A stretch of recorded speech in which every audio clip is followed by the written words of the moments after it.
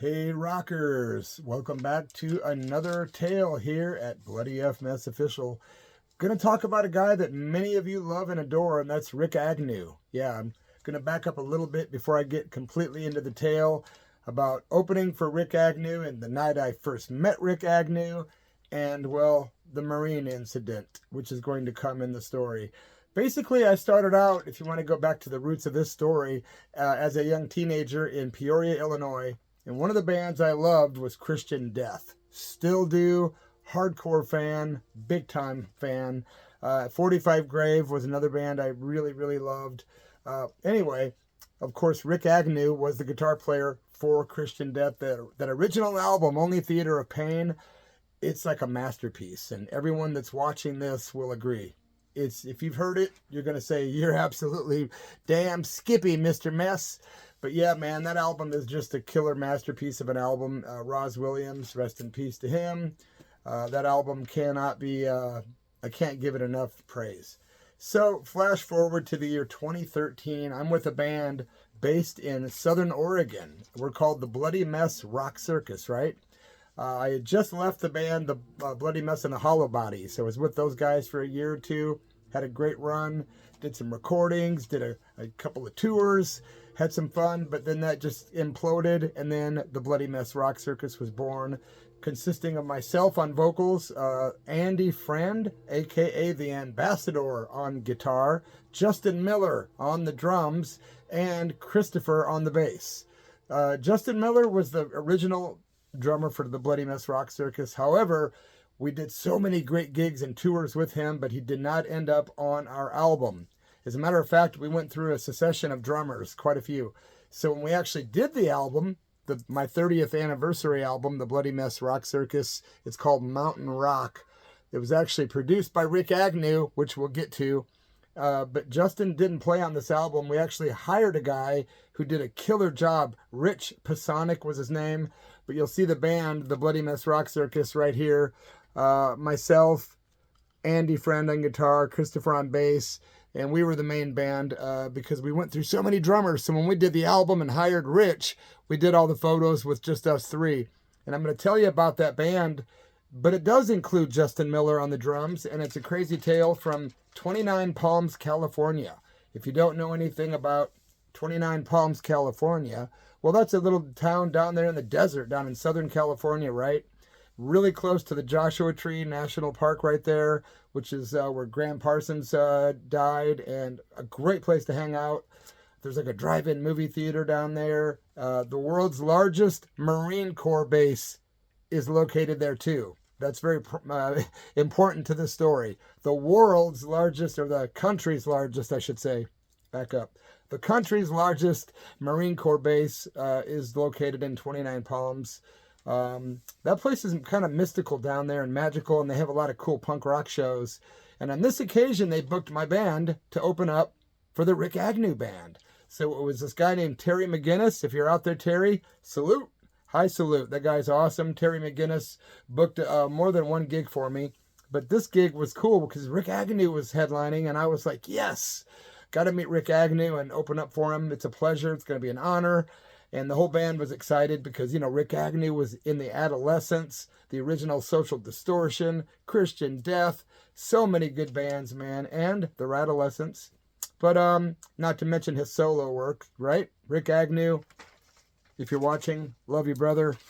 But the band was on tour, and we were doing a tour of Southern California. We were doing like Los Angeles, we were doing San Diego, we played 29 Palms, and I forget where else.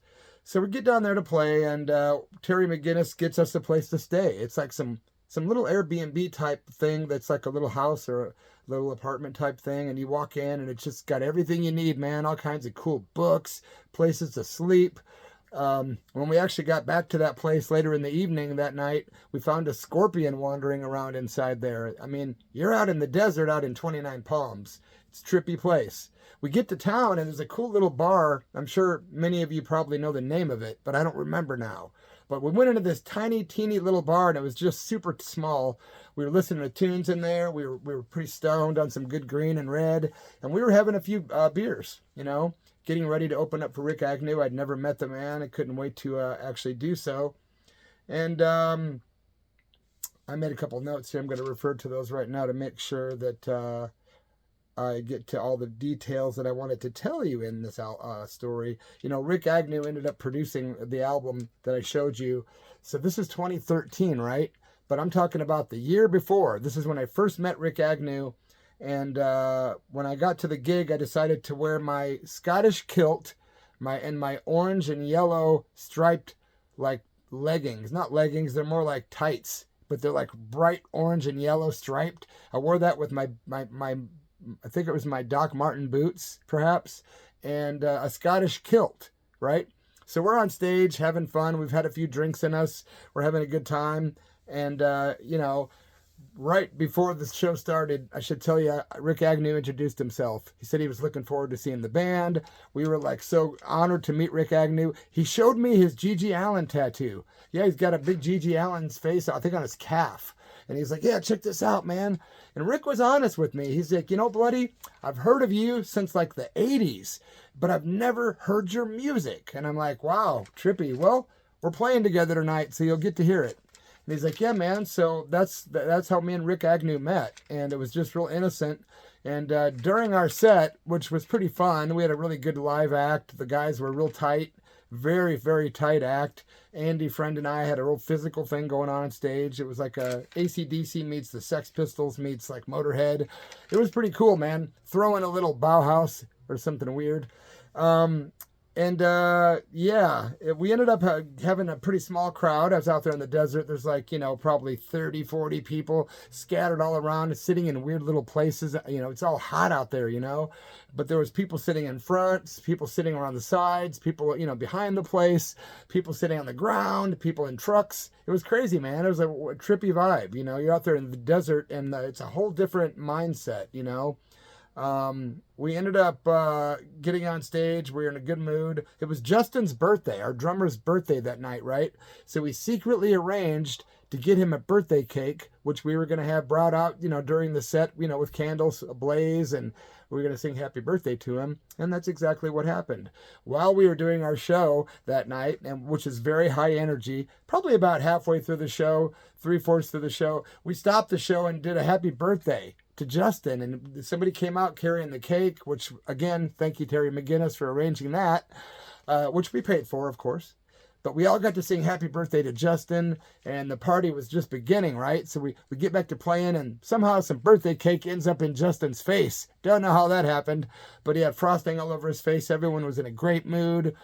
People in the audience were like, you know, lively. Especially one guy, and it turned out this guy in the audience was a member of the local Marine Corps, and he was there having his weekend, probably having some beers. No idea the weird guy in the tights that are all striped in yellow and orange, wearing a Scottish kilt, is going to be up there making jokes on stage. Because it turns out this Marine Corps member was from Klamath Falls, Oregon, which is a city that a lot of people make fun of. If you're from Southern Oregon, you will attest to this, and you'll say in the comments, yep, you're right.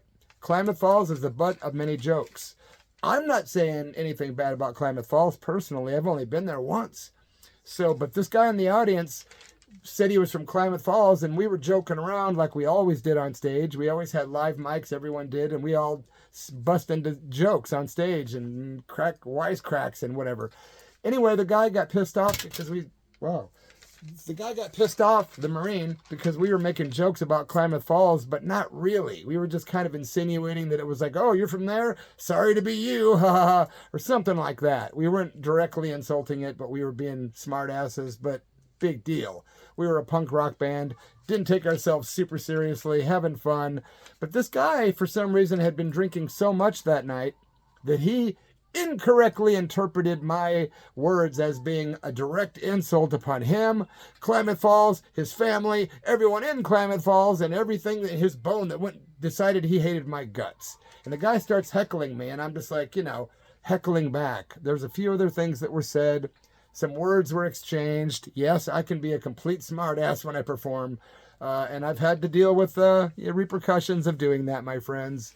On this night, well, that was one of them. So we start going back to the song after a few minutes of back and forth with the Marine dude. We're going down songs from our album Mountain Rock, which hadn't been recorded yet, right? And we didn't know RIKK Agnew was going to be producing it or playing on it either at this point.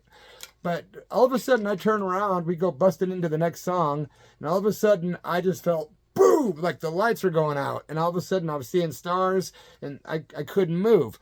So all in a split second, that Marine got super pissed off.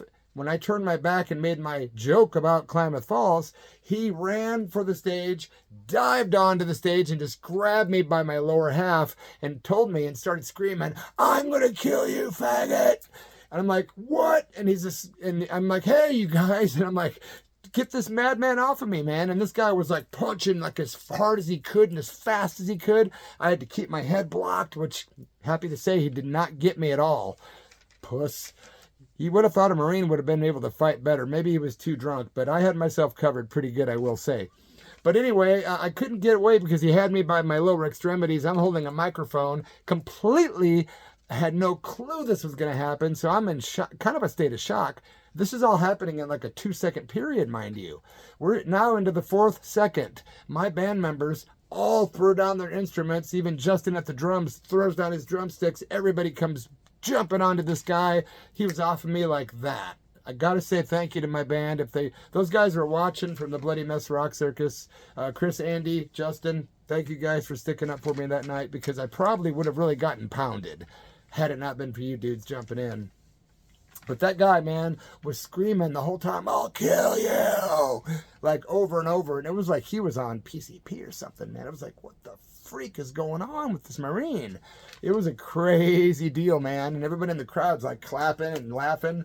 And as soon as the guy finally gets dragged off, right, it takes like 5 minutes to get everything under control again. We get up there and start singing again, and I get up there and I said some smart-ass comment about Klamath Falls, and everyone's like, "Yeah!" And we just kept rocking, and we did the entire rest of the set. I remember Chris, the bass player, asking me on stage, "Bloody, you want to keep going or do you want to call it?" I said, "We're going to keep going, man. We're going to rock. Screw that dude." It was super crazy, intense, a little scary for a minute, but now it's funny as hell to say I was attacked by a Marine opening for RIKK Agnew in the desert.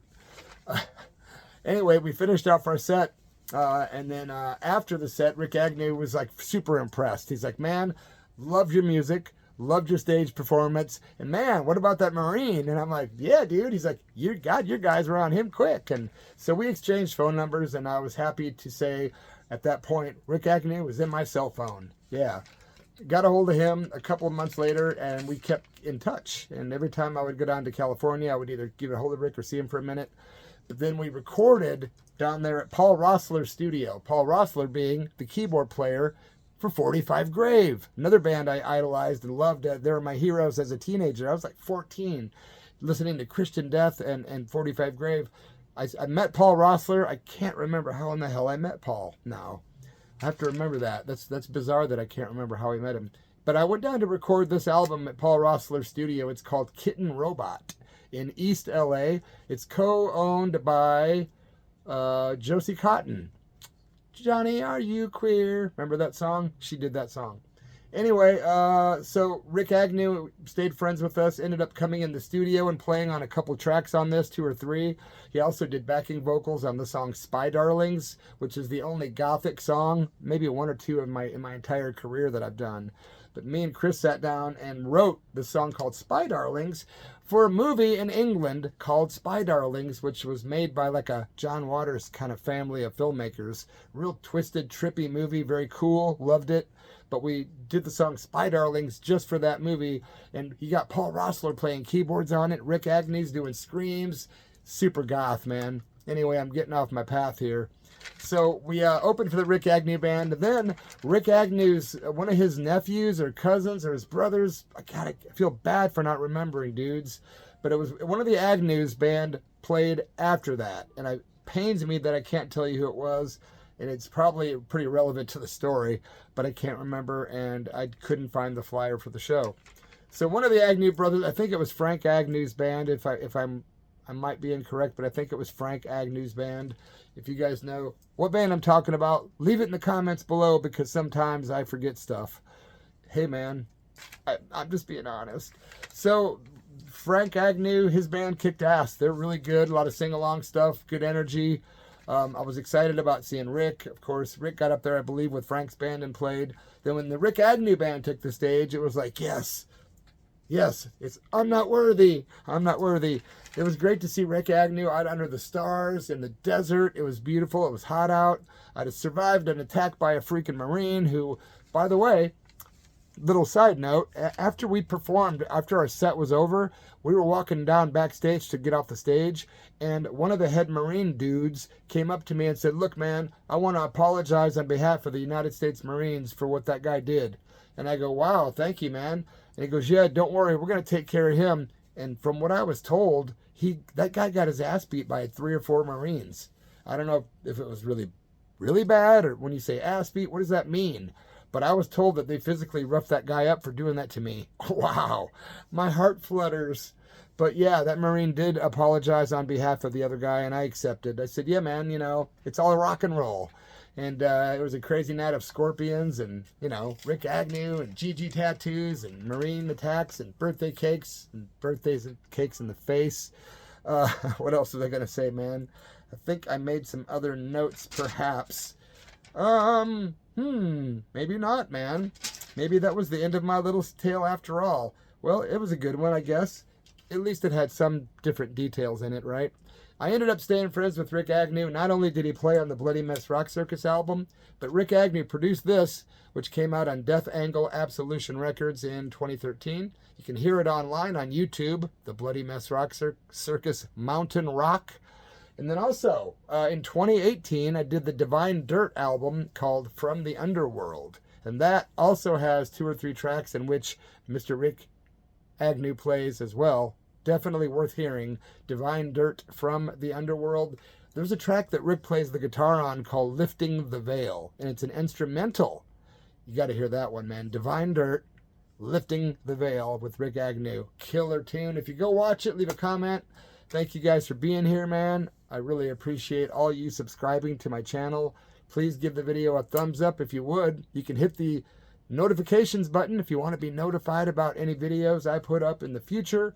You can also scroll my video section if you would like to see what other cool videos I have put up in the last year and a half. There's over 500 video tales up right now, though, and I do encourage you guys that are newer, please check out all the old ones I did, man. There's a lot of good ones that I think are worthy of you checking out. Now I'm going to give a disclaimer. Anyone that wants to take off, it's been 17 plus minutes. I don't blame you. It's been long enough. The video's over. But for those of you that want, I think I'm going to leave this video with a track from this album, just for the hell of it. So anyone that wants to get off right now and say, I'm out of here, don't blame you. For those of you that want to hear it and say, yeah, man, play it, Bloody, I'm going to play a track which is the very last track on this album. And for those of you that stuck around, here's a picture of me wearing my kilt and what I wore on stage that night. You can see my little orange and black, either orange and black, I guess, tights. And my Scottish kilt there, right? And then next to me is Andy Friend. It looks like he's very uncomfortable. And then Christopher. So yeah, that's the goods, man. That's what we looked like that night at this concert that we did in 29 Palms, California. Right now we're going to do a song, track number 10, and the final track on this album, the Bloody Mess Rock Circus, Mountain Rock. The song's called Can't Take No More. I bid you good evening, and I'll be back soon with more rock, punk, metal, outlaw country, and curveball tales here at Bloody F Mess Official.